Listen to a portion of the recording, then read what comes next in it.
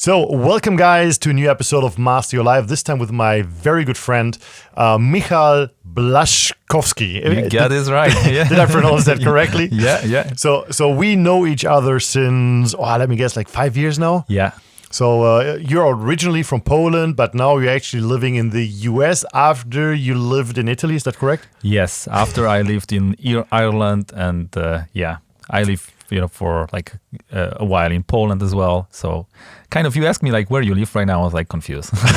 So the reason, I mean, first of all, how did we meet? I mean, that was like kind of a coincidence itself. Yes. So yesterday we had a meeting in the Millennium Plaza in Dubai where we were presenting like our business. And suddenly you appeared, like with your backpack, and you're like, "Hey guys, here I am." I loved it. Yeah, I knew I'm gonna surprise you. Like, so you followed us on Instagram, and just randomly, like I was thinking, "Hey, what I'm gonna do today?" Like, I came to Dubai like 2 days ago, and then just going with the flow. I knew I have some good friends here, so just open Instagram and I see, hey, those guys, they having an event. Like, where's the hotel? Like, let me jump and let me get there. Like, and I see it's like half an hour, like 40 minutes away.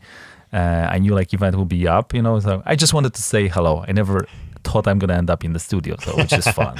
So yesterday when we were actually afterwards, we went for dinner. So we had like a big bunch of people, like a big crowd, and we were talking a lot. We were sitting next to each other, and you started telling me a little bit what you are doing right now, and I thought, man, we need to talk about that in the podcast. Absolutely. Because let me give a quick like introduction, like how we ended up here and what's actually the idea. So you have visited, we talked about it, 37 countries so far. Yes, so far, and you have visited how many in 7 days?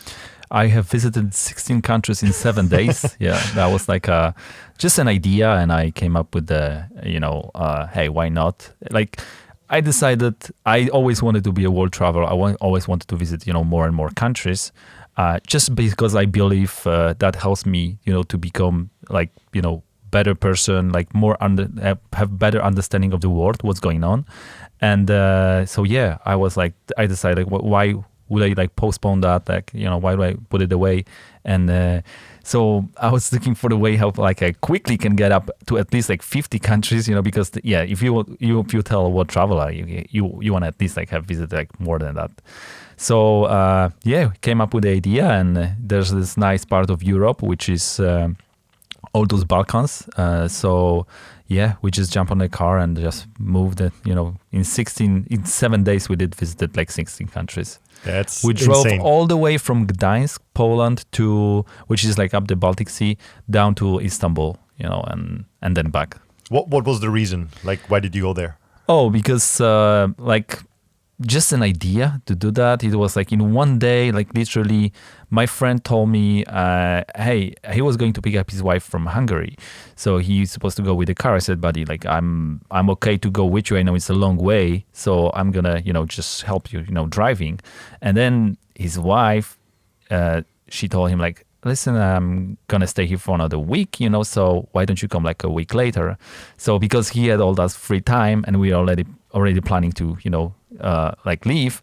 So in 1 day I just, hey, why don't we go like to those, 16 countries? So did you plan it, or did you just say sit in the car and go? No, I did plan it. Like I sit down on Saturday, and then I just measure, distance, just to kind of have an idea how long it's gonna take us, to get to another country, what we're gonna, like the main idea was to, go visit that country and try food, because that's like that's my taste, bro. Yeah. So I broke it down like and realized it's possible, it's doable to do it in 7 days. So it didn't work that well because we were caught on the border from Hungary to Serbia. We caught like for 4 hours. And we arrived late, and then everything was, getting late because all those borders, like if you move on to those different countries, you can get stuck really badly. Did you need visa for some of those countries? Not really, no. We had to get our green card for all those countries, so like additional insurance. So they have like a Balkan green card, or how? No. It's like valid for Europe. Yeah, some countries you have to pay. like there's like a fee for like Kosovo, for example. Yeah, you're supposed to pay like something like a insurance kind of. Yeah, I heard Kosovo is amazing, right? Amazing, yeah. So everything was like. Few good friends from Kosovo, and they always tell me you need to come. And actually, we're building in Kosovo as well, so I will go there soon. Yeah, absolutely. Everyone thinking like there was me actually thinking that hey, those countries, like everyone like from my family, like my mom said, no, don't go there. Like like it's dangerous. Like no, I had the same. Vision, like thinking that, hey, this is gonna be like crazy. But what happened, it's amazing. Like Belgrade in Serbia, beautiful city. You can see that it's building, it's up and coming area. And same if you go to Sarajevo, that was actually the next one that we moved on. And like I because of I was going to those countries. I never pay attention before to details like, what's happened there. But because I was going to those countries on the way, I was like, Googling and like, checking what's up. And like Yugoslavia, like there was like a big thing going on. And, I realized, I'm not going to go to details, but, if you Google, I really like encourage everyone to like, check what was going on. But those guys, like they were really like, struggling, they couldn't go out from their house because, there was like snipers within the mountains, and it was like about 4 years they were like literally shooting everyone who was like out of the house, and there was many deaths. Like it's like crazy thing was going on there. And I learned a lot, and because I had the chance to speak to those people like in restaurants, like, man, how did you guys survive? Hey, we were here. Some of them like they left the country, so but yeah, it's we take the things for granted, like, but if you go those places, you realize like, hey, those guys they really went through struggle. We have a crazy story from Syria because we had some people building in Syria, like our business model. And we asked them, how do you build? And they say, yeah, we throw letters into the houses and we invite them for a meeting. I said, but why don't you talk to people? And he literally said, the thing is, we don't know if they're still alive tomorrow. Wow. I mean, how crazy is that? So people are coming to build like a future for themselves, but maybe they're dead tomorrow. And we can be so grateful what we have and like in our countries. I mean, if it's Germany, if it's Poland, if it's Dubai, if it's the United States. But sometimes we forget about that, like the privilege we have, right? Absolutely, absolutely. And I had the same thing in what you just said, that feeling of history, Yes. Palestine. So I went to Palestine to build there. And basically, if you think of Palestine and Israel, the first thing what comes up is war, right? Yeah. But the truth is, of course, there's a war situation. And they have that conflict, which is basically not happening in West Bank. It's happening on Gaza, the Gaza Strip. Yes. And I don't want to go to Gaza Strip, to be honest. Even my Palestinian friends said they would never go. And of course, they would never take me. But in West Bank, it's so peaceful, And then you start talking to them. And basically they said, man, everybody wants peace. Like the Israeli guys want peace. We want peace. And we have Arab Israelis who have like two passports going back and forth, kind of interacting. But the Palestinian guys, they're kind of trapped because they're not allowed to leave. So it's very hard for them going out. They have to use the Jordanian border to fly out. Wow. But they have to go through Israel because they're occupied. And then in nighttime, when you go, like everything is dark and then you see that checkpoint coming up and you drive like very slowly into the checkpoint, you dim your lights. And then there's that 19-year-old guy pointing at you with a machine gun because like they have to go to military. Like everybody's like 3 years in military, 4 years in military. Yeah. And they check you and they're like super nervous because they always feel life threatened. It's kind of crazy. So both sides don't want that struggle, but they still have it. But anyways, these are experiences you only make when you're in the country, right? Yes.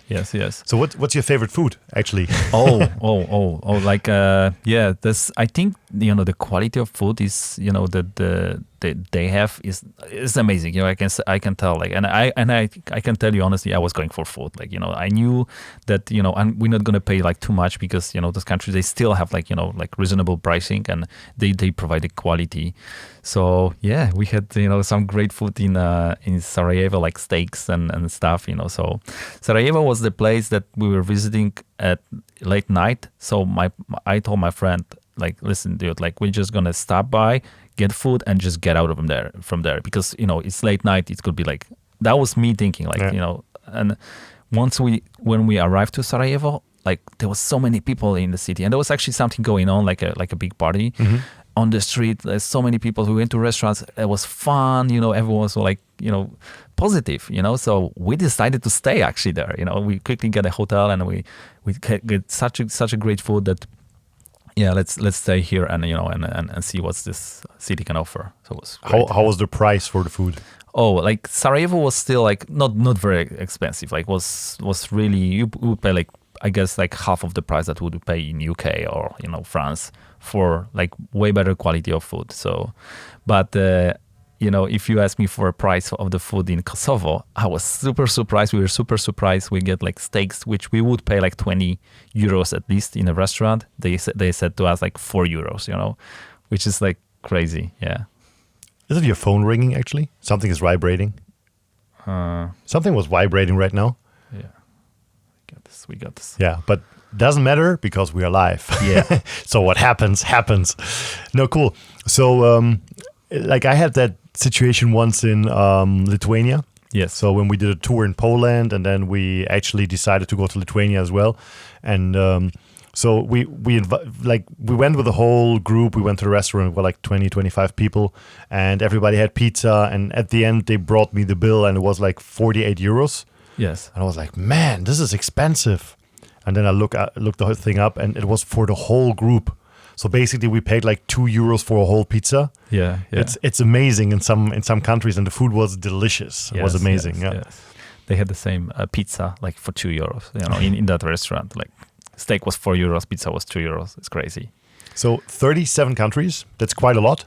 In how many years in total? Oh, I did. So this is going to be like, I'm going to complete 50 countries until I'm done, like probably next month. I'll be at 50. And that'll be 34 just this year. Nice. So, yeah. Crazy. And we actually came up with a number because you needed a visa for India. Because right now you're in Dubai and it was just a stopover, right? Yeah. So then it wasn't stopover. It's like, I knew I'm going to, have a good time here. Everywhere I want to, try food and have good time. And then, suddenly, we met. And so I decided to stay longer. But you know people everywhere. Yeah. It's the power of network marketing, being in the business because, we were able to travel, to different destinations before. I think we met in Hawaii. No, we met actually in Turkey the first time, I guess. Oh, no, Turkey. In, was it, where was it? Like Bodrum? Possibly? Oh, I wasn't there. No, you weren't there. No, then we met somewhere else. I have no idea. But I was not in Hawaii. That trip I was not there. Okay. So maybe we met somewhere in Poland or in Madrid maybe. Yeah. I can't remember. Maybe it was that big event in Madrid. That's the thing. You guys traveling and everything. Like, where we met? Like, yeah. I lately had a podcast with Kelvin Becerra. Yes, and we admire this guy. He's amazing. He's amazing. And like we had the same situation we were talking when I started network marketing. For me, seeing those people around the world was so special. Yes. But right now it's so normal. Yes. You go somewhere. Let's say last time we met, for example, in Hawaii, and then we met in Bora Bora, and right afterwards in Bali. Yes. So it's like you meet your friend who just knocks your door, who lives around the corner. Yes. It's something special, but it's not that special anymore, if you know what I mean. Like you're still grateful for everything, but it's kind of normal meeting the same people all around the world, and I love that. Yes, absolutely. So how do you connect with people? Do you look usually like you did yesterday, you look on Instagram? Because I know you're going to meet many people on your trip, right? Yes. And this is actually one of the biggest parts of my journey that I want to, connect, meet people, which I make friends, like, let's say, on social media, or maybe I meet them and I keep the relationship through social media. But then, always I'm looking for, opportunity to meet up again. So going to India, I had in my mind, like, I know this guy, which I met exactly 8 years ago on my first Tony Robbins event, UPW in Rimini in Italy. And I even didn't know he does UPW in Italy. I thought it's only London in Europe. No, that was the only one actually. Yeah. Okay. Yeah. Small one or that was a large big one, like 7,000 people. Crazy, yeah. Yeah, so that was like my beginning of personal development and working on those beliefs. I was a truck driver, in Ireland for many years, and I had like this limiting belief that, hey, what else I can do? I didn't believe in myself. Like, so once I was introduced to personal development, I started like, hey, maybe there's a other way. Maybe I can actually get better. And do something else than doing this, which I didn't like it anymore. And so I met this guy there, and he was like a great guy, like and there was many people like hyped and excited about starting the journey. So this guy, I was watching him on social media. He turned to be like the Indian Tony Robbins, I would say, because he's speaking the crowd like of 10,000 people, in his country, and he's a great person, like great, inspiring person. So I reached out to him a couple of days ago, like, hey man, like I'm be in India, so why don't we meet? So he didn't reply for like 2-3 days, but then he get back to me and it's like please come over, I will host you. This is where I'm at. And yeah, and this is the best thing. Like you can reach out to people, and just be open, just be yourself. Like they will host you. Like the same thing. I wouldn't expect that we're gonna have this podcast that you're gonna bring me to your house. Like I appreciate that. That's amazing. But that's something that I think you need to be open and just show up and just be open to people. Regarding Rimini, so because we had one big event in Rimini which I was hosting with Eric Worre. Yes. So. And I remember how hard the hotel situation was. And we were only 3,000 people. Where the hell did they put 7,000 people at the Tony Robbins event? Oh, yes. There's this big, I don't remember the place, but there's like a convention center. There is a big one, yeah. Oh, yes, definitely. They have those spaces because they like Italy loves wellness, so you have those big expos, so yeah, they hold, I would say like more than that. Because we had only like very small hotels right at the beach. Oh, yeah. So no, that's not the thing. Yeah. Okay. They were very cozy and not the typical standard you would know. Because it was like, you cannot say downtown Rimini because there is no downtown. Yeah, I love Rimini. I was living actually in Italy for 2 years, and I was like, Cesenatico is next to Rimini, and I love it. Yeah. It's a super nice country. But I also love Croatia. Because Croatia looks like Italy, but it's cheaper. Oh my God! I went before to Croatia, but on the 16 countries trip, yeah, we stopped in Dubrovnik. It's the most amazing city in the world. Unbelievable! Was it summer when you've been there? Yeah, it was like 2 months ago, like middle of the summer. Have you had time to go into the city? Yes, yes. And visit like because I'm a big fan of Game of Thrones. Yes. And so we went to all the like filming sites, and it's amazing. Like it's literally like it was in the mid-age. Yes.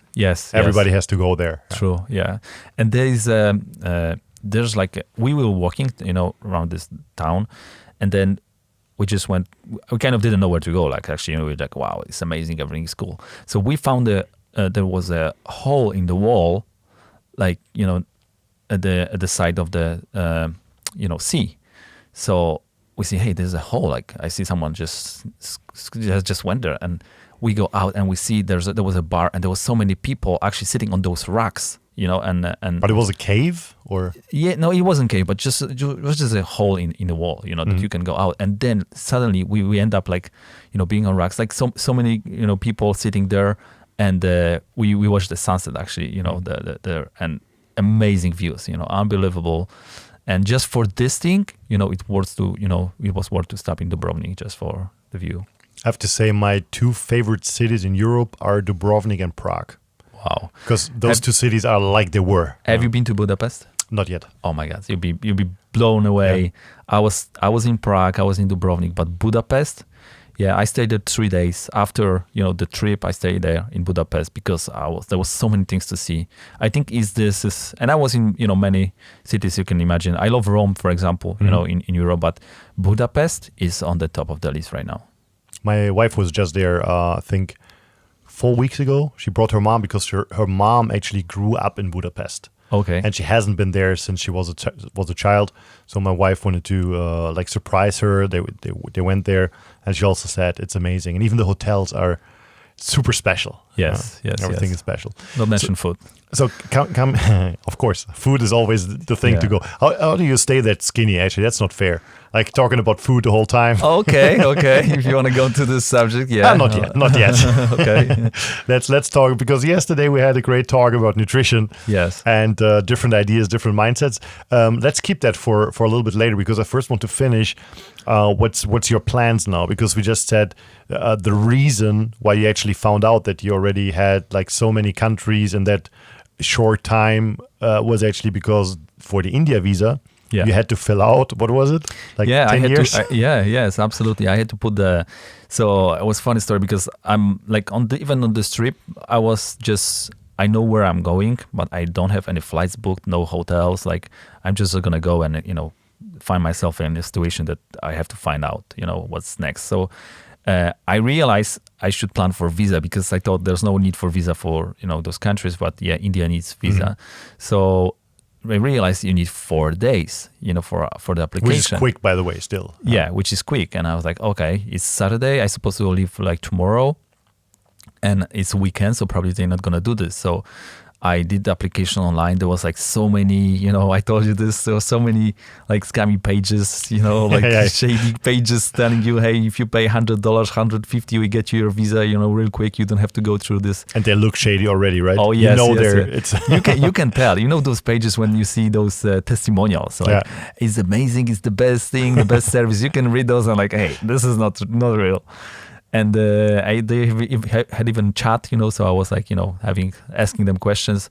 So I decided I'm just going to go through the normal process. It's $25. I'm going to fill the form. And yeah, the truth is it took me the longest time on this form to put, how many countries, like all those countries that you have visited in the last 10 years.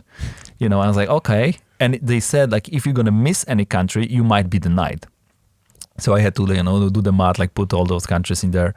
And how did you find it? Like, did you look through your passport or did you use Facebook? Or? Yeah, just looking at the, map and then, I just, which countries next to each other, so yeah. Was it necessary to put the dates as well or only? No, yeah, that was no dates. That would happen to my friend who's a Jordanian and he wanted to go to the US and they actually wanted to have every single country he has been in, plus the date, the reason, and when he flew out and when he came back, and where he did stopovers. Crazy. Impossible. Yes, I mean, for network marketing, impossible. Yeah.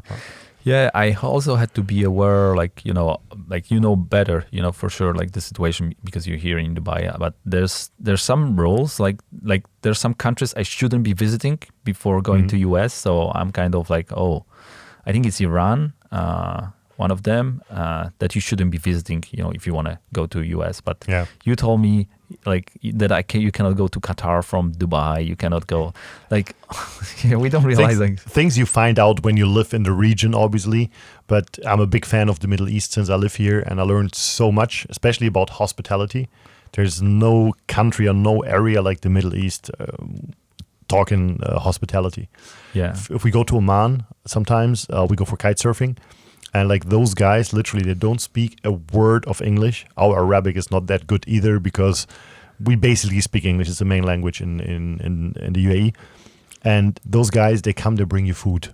Yeah. So they sit with you actually on the fireplace and just talking with hands and feet. And they bring you foods and drinks and everything because they're so happy that you are in their country, And they don't expect anything in return. No, nothing. Yeah, nothing. Yeah, I had this in Puerto Rico, to be honest. There was those guys, like, we went to the beach and my first time in Puerto Rico, I was there. I love the place. I went there 3 times, like within like couple of months because I love the place and people. So first time I was there, we went to the beach and so this lady likes telling us which way to go and she's offering us water. I was like, okay, she wants money, And she's like, okay, how much is that? And she's like, no, it's okay, just take it. And I was like, okay, weird, I would always like think, hey, they want money, but no. And then on the beach, I was actually on the second trip. I met these people. They tell us, everything about the place and so on. And they offer us beer, like, oh, no, it's okay. We don't. No, just take it. We have a lot of this, so we just want to share. And people are like this there, the hospitality is like on a high level and they just, welcome people because they went through their struggle. There was a hurricane and they just want to welcome people and they're nice people in general. Like, so. I found out also during the travels that people in Europe are pretty reserved, especially Germans and Polish. Yeah. I mean, like our 2 nations are kind of special.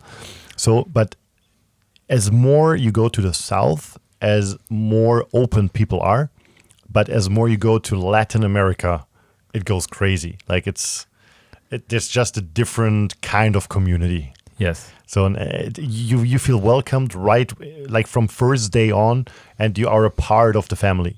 Yeah. I mean, it would never happen. I mean, imagine, like, for example, when we lived in Spain for almost 8 years, people were living in their garage. Yeah. Actually, they just open the garage, put a couch in, and whoever passes by comes in and has a beer, water, a wine, whatever. And imagine that would happen in Poland. Yeah. Like impossible. Yeah. Crazy. So what are you up for now? Like you go to India? Yeah. So and I go to India, and this is another thing. Like I read so many things on the internet, like, hey, it's gonna be, they're gonna steal your money. They, like, those taxi drivers, they're gonna tell you it's like, 4 times like more expensive, and okay, I'm preparing myself for this because I never been to India, but I know there's like big difference. There's so many people, like so crowded. But yeah, I just want to be there, and see it on myself, like, feel this. I love Indian food, by the way, so that's one of the main reasons to go there. But yeah, then I'm gonna meet this guy, so yeah, he's gonna host me. So I believe I'm gonna learn also from him because that's the best, way. So when he asks you if you want spicy, yeah, then you better say European spicy. Yeah, no, I like actually spicy, Yeah? so I go for like whatever you guys got. Man, some of those guys, they eat food. I cannot even bring my tongue close to it, and it's already burning. Okay. But it's who told me that? Like a friend of mine, he recently told me that she was actually offered from an Indian family here in Dubai. She was offered food which was left over from the kid, and the kid was 5 years old. Yeah. And she was eating it, and after the first spoon, like everything was burning, like the whole taste was gone. She was coughing, and she was like, "What is it?" I said, "No, that's just from our kid." Like the 5-year-old was eating that already, and she was so used to it. It's just a different kind of kitchen. But I also heard, super interesting, like from the medical point of view, that there are much more like diseases we don't have, which is also related to that they have a whole different bacteria in their stomach and everything, digesting food. Yes. It's all different. That's why some people get sick actually when they get the Indian food the first time. Okay. Yeah. So just be careful with that one. Well, they have a different kind of bacteria in their guts. Okay. Cool. So after India, what's up next? Yeah. So from there, I'll be going to Thailand, which is Bangkok, Phuket, and then I'm gonna go to. Should be fun, So then I'm gonna go to Malaysia to meet my friend in Kuala Lumpur. Sorry. Yeah. And then I'm gonna go to Bali. Then I'm gonna go to Singapore, Vietnam, and then to Japan because that's actually the way. I'm actually going to Japan. That's my plan. That was the plan. Yeah, it was the plan. Let's go from Poland to Japan and visit 8 different countries. I remember 10 years ago. So the friend of mine, the guy who went with me for this 16 countries trip. So it was about 10 years ago. We were in Ireland and we were planning to go for vacation, and then so from Ireland, let's go to Italy. But then I found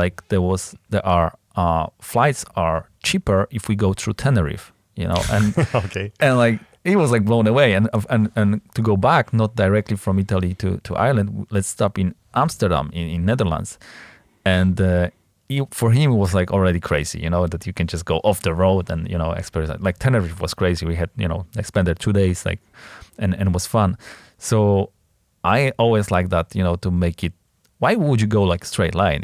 Why don't you go and explore? And actually, this ticket to Japan. Because I'm having a date in Japan. I told you that I'm going to meet someone there.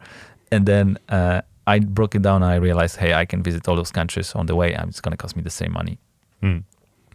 Quite cool. And afterwards, after Japan, you go straight back or no? I don't know yet? I still be going to South Korea, China, then Philippines, and then I supposed to go back, but I realized that I was checking the flights. So what I'm doing also, I'm going to one of the pages, I use Skyscanner, for example, and I see you can click city you want to leave from, and then just put everywhere. So it's going to show you all the destinations, from that airport. And I'm looking, okay, what's the closest or cheapest, for me. So I see, there's Melbourne in Australia. Okay, but that's the other way. But it's so close. Why don't? Maybe I just go there. And then I realized, okay, from there I can go to New Zealand. And then I supposed to go to be in States in a month. So I realized that, hey, that's long way to go back to Europe. So maybe I just go, around the globe. You will love New Zealand. So we did the same thing actually. We came from Dubai to Bora Bora which is the only possible flight. Actually, there's 2 flights. You go from Dubai either to San Francisco or to Los Angeles, but you will end up in Los Angeles anyways. So if you go to San Francisco, which was, by the way, cheaper, which is also super weird, Yeah. So you go from Dubai to San Francisco to Los Angeles. It's cheaper than going from Dubai to Los Angeles. Yeah. Anyways, then from Los Angeles, you go to Tahiti. And then from Tahiti, you fly over to Bora Bora. That was like a 34-hour flight. Longest flight ever we had, like in one leg. So, and then next stop was Bali. So, and instead of going all the way back or going to Hong Kong, we said, let's go to New Zealand.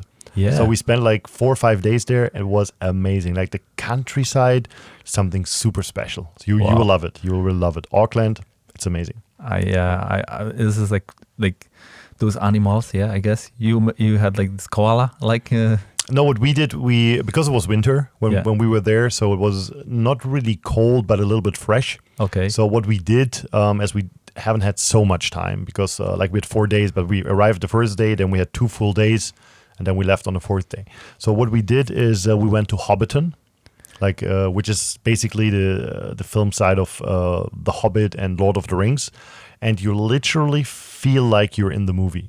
So here's the story, what they did. The first time, actually, the owners of the land, they became multimillionaires just by renting that area out. It's basically a farming family. So the first time when they were shooting Lord of the Rings, they put everything basically fake. Okay, so they built that little like village.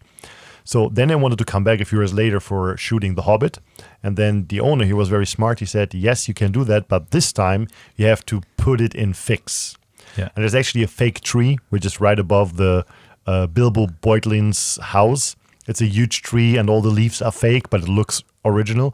And then they have those little Hobbit housings.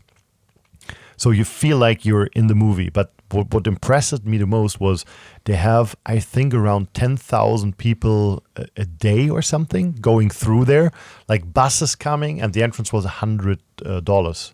Wow. So just imagine how much money they make just with that thing. But it's amazing. It's worth it. Really go there, and you feel like you're actually in a fairy tale. Yes. And we did the highest jump in the world, like parachuting. They do 20,000 feet. Okay. Which is the highest possible. I think there's only 2 possible jumps from that height in the world, and one is actually Auckland. Wow. You will have fun. You'll love it a lot. Okay. Okay. Maybe a jump. We'll see. You should do it. We can give you the contact for sure. Okay. Okay. I give you my affiliate link. No, I'm joking. So let's talk a little bit about your story as well, because like this is all you do nowadays. Yes. Like you consider yourself a world traveler now? Yeah. Would you say that? Yeah. Okay. Because it's hard to describe yourself, right? Like always, who am I? But let's go back who you were. You just said you started as a truck driver. Yeah. Was that your first job?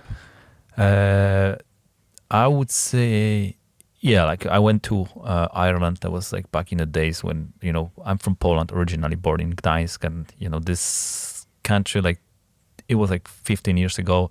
Yeah, it wasn't doing well. Now it's amazing. Like we have people coming from, different countries like Italy, Spain, to like India, many different countries because the economy is booming and it's doing great. But 15 years ago, we were actually, going to different countries. By the way, like Polish people and Italian and Irish, those from here, like the biggest like immigrants, I heard there's no country in the world where there are no Polish people, and for sure there are Irish and Italians, like, they're all over the place. So yeah, like Poland was emigrating, going to the different places. So what was your age? I was 24. Yeah, I was 24. So you were straight out of school, or did you learn something or study or? Yeah, I'm like a technical electronic. I went to study. I was studying also like management, but yeah, I didn't finish the it was like hard, It was really hard. It was tough. I get a job, in my like what I was learning in telecommunication. So, and they were paying like, I was making like $100 a month, part time. Like I spent it on one weekend, so, and then if you want to make those days, like if you want to make, better money, you have to think like, oh, maybe I should do something like, which is not completely that you want to do. Like, and and I decided I don't want to go, bad way. Maybe I just leave and I don't want to get in trouble, So I just want to go and see maybe there's a better life for me. And Ireland was like the easy place to go. And I started as a truck driver. I started in the factory, but then I went, to find a better job. So it was driving trucks. But you were driving inside Ireland or already international? No, just in Ireland. Yeah, I drive the truck for 6 years. Mm-hmm. Wow, that's long. I was devastated. Yeah, because I worked like 16 hours a day, 18 hours a day. I was working at night. I was up at work at midnight, and I was working all day, going back home in the evening, and then literally sometimes I slept like 2-3 hours, So it was terrible. I was miserable. How did you do that? I get so tired when I drive long ways already. Yeah. Like after, let's say, 6-7 hours, I'm so drained. How can you sleep 2 hours and jump behind the wheel again? Yeah, and all people were doing this. It's hard. You drink all those Red Bulls and stuff. So yeah, I was like, yeah, I knew. I mean, I cannot continue. Going this way. So I was looking for different ways. How I can get of this, and I was introduced to network marketing. So which was a game changer for me. Personal development, as I said, Tony Robbins event. Like my belief was that I cannot leave that job. Actually, my boss was helping me with this. That's very nice. He was telling me, helping in a way, like he was trying to, bring me down. He was telling me, hey, if you're gonna leave this job, you're not gonna find like anything else. That was not nice. Yeah, I have to correct myself. Yeah. I thought he was helping you to go to the seminars. I was trying to get. I was saying like man, I'm like too tired. I cannot do this. It's like, oh, what do you want? What do you want? We have to work. Like we cannot find people. Like always there was like an excuse. So I knew, there's always option. There's always two ways. You can either complain and agree with that and keep complaining, like most of the people at my job, and I believe in around do, but they're not doing with it anything, and or take responsibility of your life and start learning, look for different ways. So this is what I did. I started like going to seminars. Tony Robbins helped me a lot because that was my limiting belief. UPW is the experience for 3 days. Basically, which means unleash the power within. Yes. Whatever you have belief, you have to like break it down, like destroy this and you do the firewalk the first night. Yeah, that was the thing. Yeah, that was remember, the thing. Yeah. So after this, I said I was flying. Literally, I was flying, and I quit my job. I failed because I started in real estate as an agent. And then I failed. I had no skills. So it's not just being positive. You just need to get some skills. So it was hard. And after a few months, I couldn't afford to pay the rent. I remember there was one day that I had like €5 in my pocket, and I supposed to buy food for another week. And I was like, man, what did I do? This Tony Robbins, he destroyed me. And I had to be back to work back to my trucks. Again, I found another job which was worse and less paid. But I already knew that there's a better way. So I was persistent with my personal development. I was going to different events, and then I was introduced to network marketing, and that was like a game changer.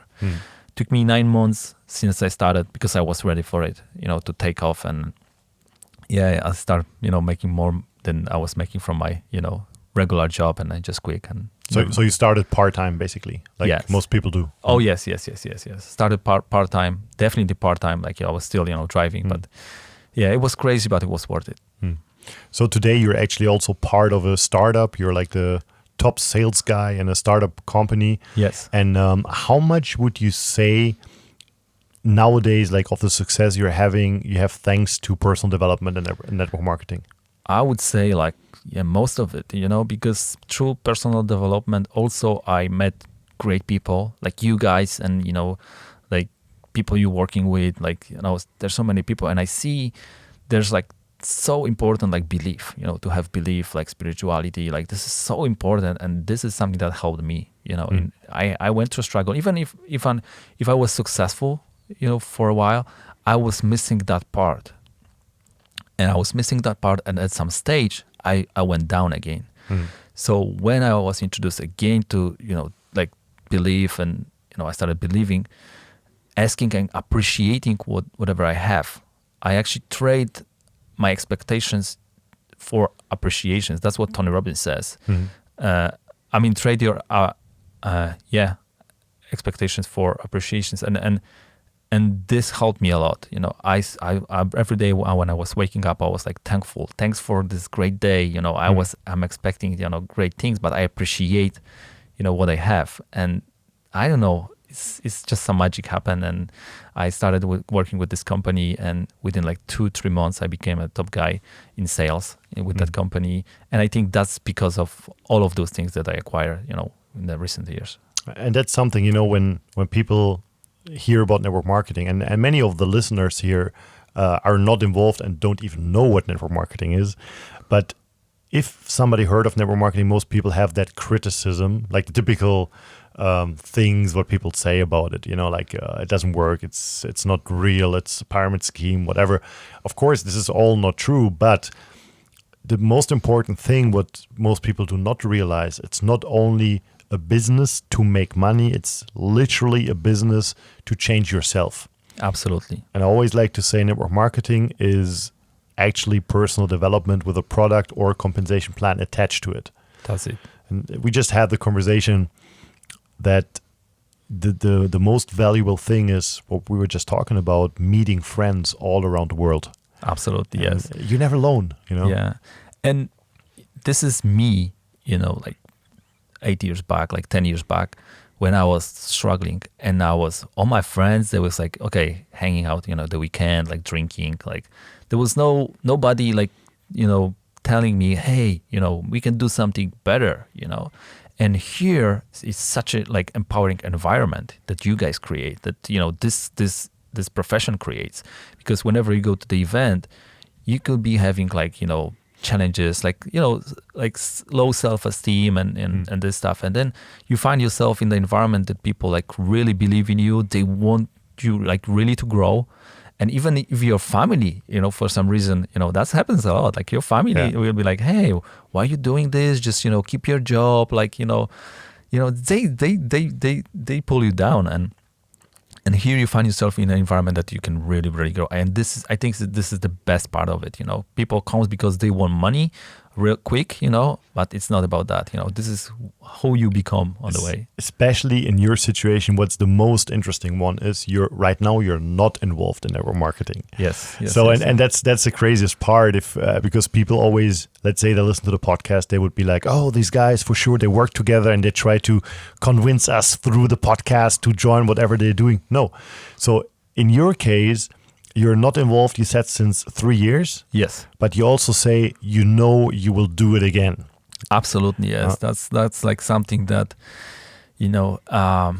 I'm in sales right now, and I'm doing well, and I love what I do, and I'm helping people, because some people say like, oh, sales, like this is like you trying to sell someone something that he doesn't need. No, sales, it's something that you are actually blessing other people with the solution. You giving them the solution. If you believe that your product is good, it's going to help them.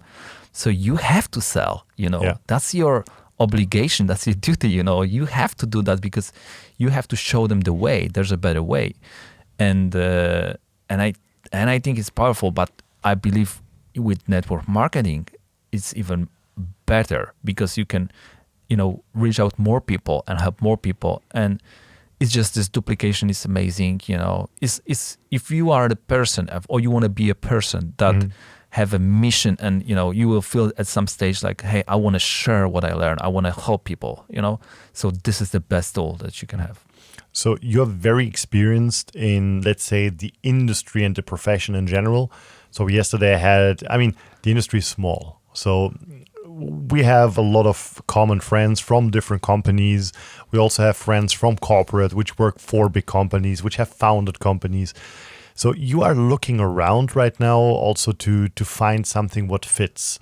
So let's say we would have someone in the like listening right now to the podcast, and that person is looking out for the right company, whatever, for the right journey.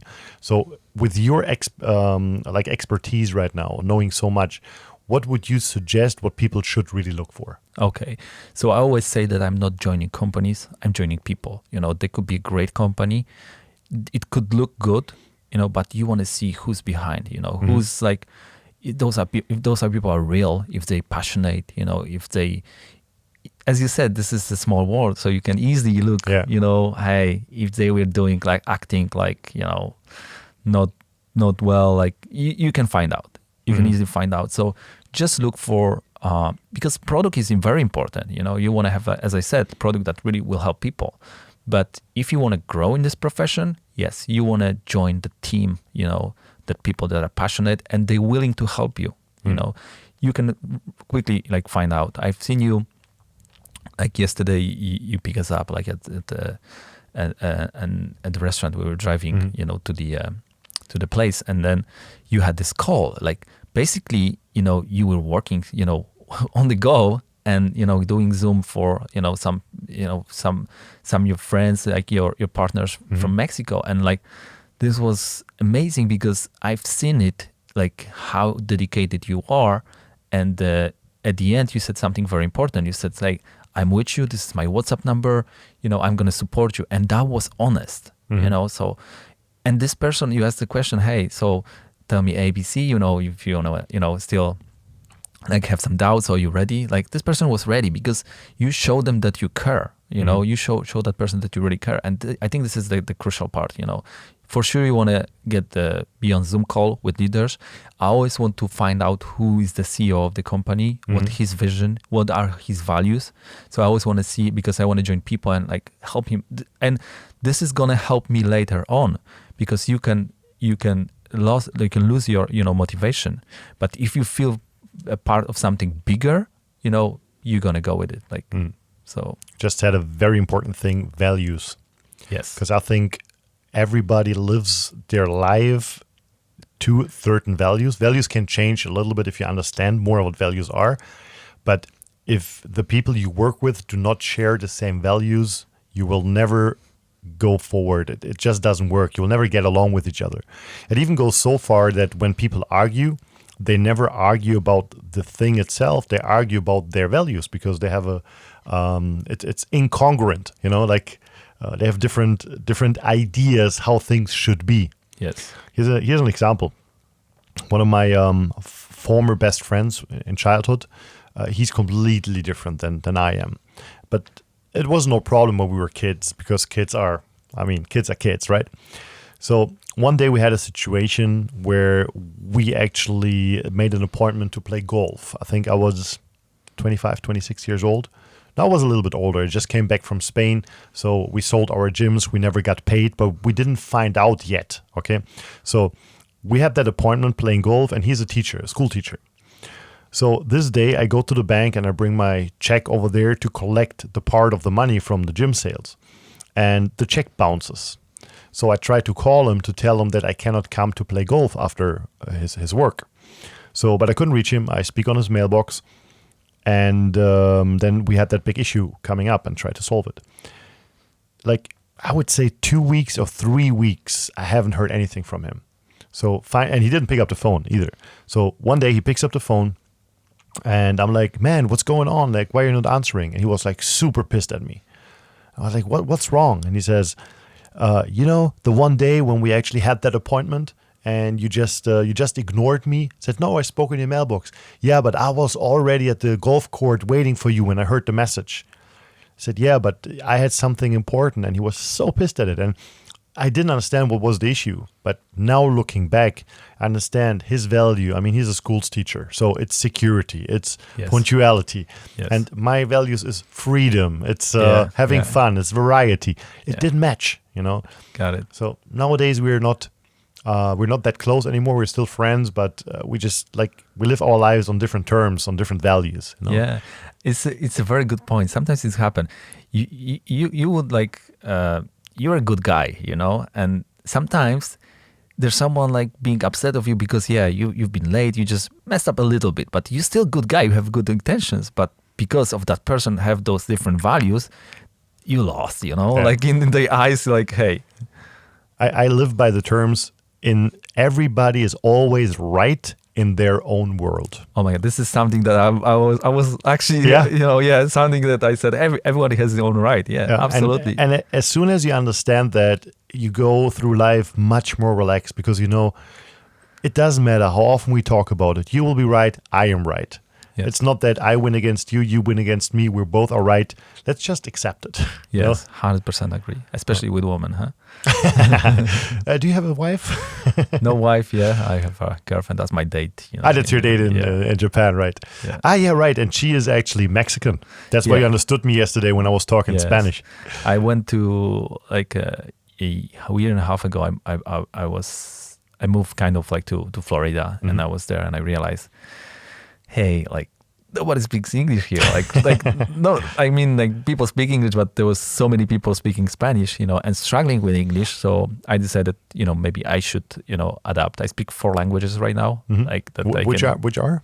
So I speak, Polish, which is superpowers. It's the hardest language in the world. Man, I cannot even pronounce your last name. Yeah. Almost. Yeah, we're almost there. But then I speak English, obviously, and then Italian and Spanish now. I learned it. Yeah. Which is very close to Italian. Yeah, but it was still easier for me to learn from English to Spanish because it was pretty confusing when I was trying to, learn Spanish. It was very confusing. I had the same when I learned Portuguese because as I do Brazilian Jiu-Jitsu, I was always into Brazil, and I understood my friends because it's so close. But because it is so close, it confuses sometimes. Yes. You have many false friends. Some words are messed up. It's a little bit like if you, for example, let's say like Polish and Czech could be. There's like some similarities, but you can understand each other somehow, but not 100%. It's like German and Dutch. It's the same thing for us. Okay. And you would mess it up. So you speak like 4 languages yourself? Or? Yeah. So I also understand French quite, but I haven't spoken it for a long time. Okay. But I think it's cool to speak different languages because you start to understand the cultures differently. Yes. Because there's so much culture within the language, which you can only understand if you start speaking it. Yeah. For example, if you take Spanish, just to throw one word in, mañana. Yes. So as soon as you hear the word mañana, you know exactly what it's meant. Absolutely. So it means not yet, not today, maybe never, but maybe tomorrow, maybe not. Yeah, Spanish are like Latinos are like this. Yeah, mañana and take it easy. The same thing was, I've seen your story. You guys were expecting people at your event. And you opened the door and they're like, hey, it was like 4:00. Everybody should be here, but you opened the door. There's nobody. Nobody. And at the end, we had like 200 people in the room, but they came like 30 minutes to 45 minutes late. Wow. So in Dubai, the word mañana actually is inshallah, okay. which means like, so God will, which is the same meaning, Okay. Look, we start at 4:00, inshallah, which means come whenever you want. Hopefully. Okay. Yeah. It's, but it's that cultural thing, So we lately had I had a part on stage, like a keynote about culture. And so I digged into it deeply to find out more about culture. And one thing was super interesting, especially talking about Brazil. So let's imagine you move to Brazil and you're a German or you're a Polish and you're always on time because like our nations are pretty close with the values, right? So you go there and you're the only one in the office who actually shows up at 8 if you say like we start at 8. So after a while, you start to accept that everybody comes like 8:45. So then you start to adapt to their culture and it just becomes normal. So what were your values and your culture before doesn't work long term. I mean, you can be there every day at 8, but it won't change anything. Yes. So in Brazil, it's at a point where coming late, they actually call it elegancia. Oh. So being elegant. So if you are the boss, you have to be late. If you are early, you lose respect. You have to be the last one entering the room because you can. That's it's crazy. It's like in some cultures. Wow. And you just need to accept that. My father never believed me when I told him because he's like a real German. Yes. When I told him those stories, he's like, no, that can't be true. Never, ever. And then he came visiting us in Spain. He came visiting us over here. And it's like, okay, you were right. We had the team, like we've been building in Poland. And there was this guy, great friend of mine. And he's German. he was married to Polish, and I know whom German. you're talking about. Yeah. I remember him. And then because of him, everything was on time, like on breaks. Like we would mess it up, but he was always, we knew like, oh, we have this German guy. Like there's always, everything's going to work out. So I'm like surprised you messed up with this guy, being late. Yes. I was mad at you. Like, you're not a real German. Come on. No, I'm actually not. So yeah, the thing is, like everybody who knows me, they always say, man, you're not German. Yeah. Yeah, because I don't share those values, because for me, a lot of those values which are given to you as a child are basically beliefs, limiting beliefs sometimes. Yeah. And I'm not saying that being on time is a limiting belief. I think it's a very good value. Yes. But there are more things connected to it, which is like follow the rules. So you have to follow the rules. But I was always a guy, even when I was in military, I was there for 4 years. But I was always questioning like my orders. That's why I didn't get along for more than 4 years. But I signed up in the beginning on my first day for 4, so I had to stay 4. But when somebody said do this and that, I was always like, why? What's the reason? Where are we heading to? I wanted to see the full picture, yes. And then to understand where's that rule coming from. Does it really make sense? And honestly, I changed 2 times in my short career. I changed the rules. Wow. Because I complained. I was like, that makes no sense. Can we change it around? And I had to go like to the officials to really make a change. I didn't get the recognition. Somebody else got it, as it is usual in hierarchies, Yes. But I was kind of proud that I could change something around. Okay. But it is like it is. Cool.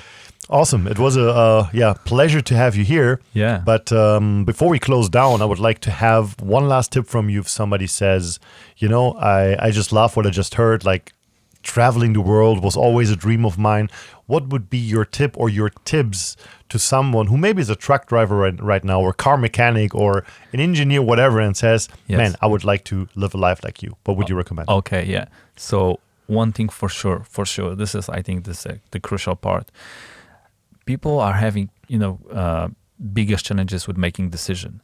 If you will accept that whatever decision that you're going to make is going to be fine, it's going to be okay. I'm still having problem like making decisions. Should I stay? Should I go? Like whatever. But if you will live with that,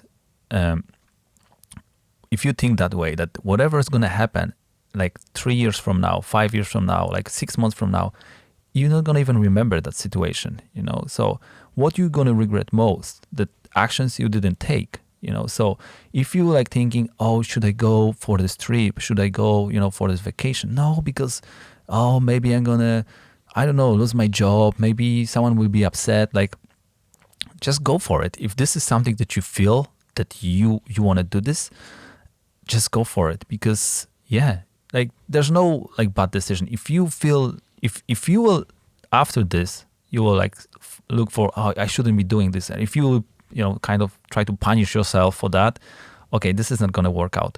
But just staying positive. And I think this is helping me, even if there's a situation, it didn't go well for me.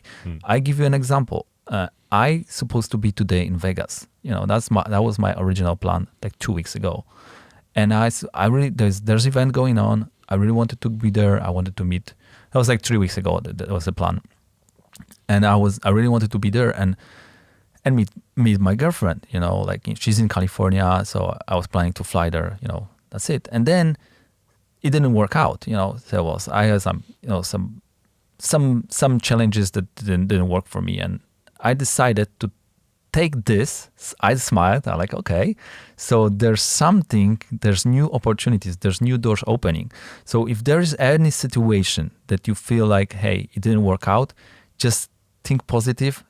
There'll be something, great coming out of it. So I'm immediately making decisions then. I'm gonna do something crazy. So I decided to go other way. Okay, this is the trip. I was thinking about this. I always wanted to go to Asia. So just book it and then just go. And just being in Dubai, you having me here, I think that was the best decision. I wouldn't exchange it for Vegas anymore. Of course, this is like something that I wouldn't regret. So, but I had this, positive attitude. And we have it on tape. That's a good thing. Yes. So you would say, just to wrap it up, you would actually say, if you have a dream and if you ever wanted to do something, just do it. Because if not, you will regret it, right? Absolutely. And Yes. so, of course, some people right now would ask themselves, like, yeah, but I don't have the money to do it right now. But there's so many ways to create something, right? Absolutely. I'm doing this trip. It's like, yeah, that's some people told me you must have lots of money. It's not true. If you break it down, you don't have to spend a lot, in restaurants. Like if you don't have to spend a lot for hotel. Actually, hotels here are very cheap. I found it. Like I don't like Dubai is very expensive, but use those apps. We have such a great technology right now. You can use Metro, you can use, Hotel Tonight, whatever apps you can find. But yeah, it's easy. It's just about making decision, and it's like this money that you're gonna put in this. It's the best investment you can make. It's the best investment. I'm also like big fan of Grant Cardone. And there was this guy asking him, hey, I'm a student. I just out of the college. I have this $3,000 like saved. What should I do with it? Should I invest? Should I do what? Just put this money in yourself. Invest in yourself. Like spend it. And Grant Cardone always say like spend it all. But the way that you're gonna become a better person. So don't think about it. Just invest in the events. In personal development, travel, those things will help you to grow. There are two things nobody ever can take from you, which is your personality and your network. Absolutely. It was a pleasure having you here, as I already mentioned. It was very fun, and I'm looking forward for the next one. And I want to see a lot of pictures. I will actually tag you or put your Instagram down so people can follow your journey. Absolutely. And hopefully see you soon again in Dubai. Thank you so much. Thanks for having me. Thanks, Fabian. So that was the episode of Master Your Life with Michal Blaszkowski. And we'll see each other soon again. So see you soon and God bless.